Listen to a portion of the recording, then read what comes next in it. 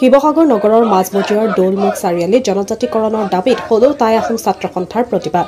জনজাতিকৰণৰ দাবীত এই প্ৰতিবাদী কাৰ্যসূচী ৰূপায়ণ কৰে শিৱসাগৰৰ সদৌ টাই আহোম ছাত্ৰ সন্থাৰ নেতাকৰ্মীয়ে। এই কাৰ্যসূচীত সদৌ টাই আহোম ছাত্ৰ সন্থাৰ কেন্দ্ৰীয় সমিতিৰ সভাপতি বসন্ত গগৈ উপস্থিত থাকে। সংগঠনটোৱে মুখ্যমন্ত্ৰী ডক্টৰ হিমন্ত বিশ্ব শৰ্মা আৰু কেন্দ্ৰীয় জনজাতি পৰিক্ৰমা মন্ত্ৰী জুৱেল ওৰামৰ ভূতলিকাও দাহ কৰে। ইয়াৰ উপৰিও সংগঠনটোৱে শাসনাধিষ্ঠিত কেন্দ্ৰীয় তথা ৰাজ্য চৰকাৰখনক বহু কটু ভাষাৰেও সমালোচনা কৰা পৰিলক্ষিত হয়। শিৱসাগৰৰ পৰা ফাৰহান লস্কৰৰ ৰিপৰ্ট, নিভাছ অসম লাইভ।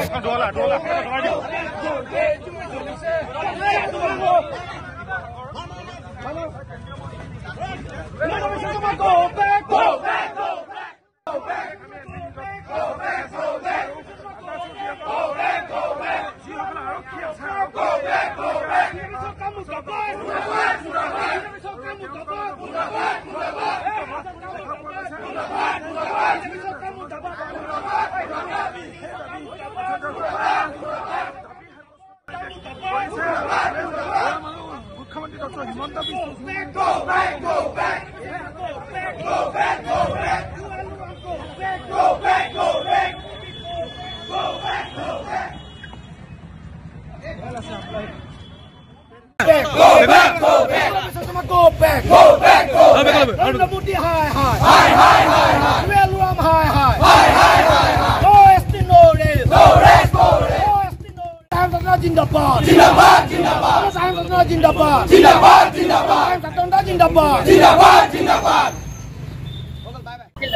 এইখন চৰকাৰ প্ৰবঞ্চনা চৰকাৰ, প্ৰতাৰণা চৰকাৰ।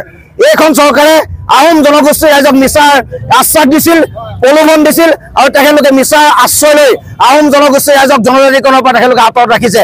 আমি এটা স্পষ্টকৈ জনাই দিব বিচাৰিছো, তেখেতলোকে নিৰ্বাচনী পৰিস্থিতি পূৰণ কৰক। হিমন্ত বিশ্ব শৰ্মা ডাঙৰীয়া জাতীয় দায়িত্ব পালন কৰক। জাতীয় দায়িত্ব পালন কৰি অসমৰ অসমীয়া সুৰক্ষিত ভৱিষ্যতৰ স্বাৰ্থত তেখেতে কাম কৰক। আৰু যেতিয়ালৈকে আহোম জনগোষ্ঠীৰ ৰাইজক জনজাতিকৰণ আৰু স্বাৰ্থ সম্প্ৰদান নকৰিব তেতিয়ালৈকে অসম উত্তৰ হৈ থাকিব। আৰু ৰাস পূৰ্ণিমাৰ পাছত আমি উজনি অসম বন্ধতে আমি কাৰ্যসূচী ল'বলৈ বাধ্য হ'ম। ইয়াৰ পিছত সমগ্ৰ অসমৰ জোৰলৈ সমগ্ৰ কাৰ্যসূচী হ'ব। আমি পুনৰবাৰ শিৱসাগৰ মাজমজি বা হিমন্ত বিশ্ব শৰ্মা ডাঙৰীয়াক হকিয়াই দিব বিচাৰিছো, হয় আমাক জনজাতিকৰণ দিয়ক, নহয় সি অসমৰ সমগ্ৰ অসম স্তব্ধ কৰিবলৈ আমি বাধ্য হ'ম। বাৰম্বাৰ কৈছো যে এইটো দল আৰু চৰকাৰ প্ৰবঞ্চনাৰ দল, প্ৰতাৰণাৰ দল আৰু মিথ্যাচাৰ আশ্ৰয় লোৱা দল আৰু অসম ভাৰতৰ প্ৰধানমন্ত্ৰী দলো সেই একে পথৰে প্ৰতীক। এইসকলৰ ওপৰত আমাৰ আস্থা বিশ্বাস নাই।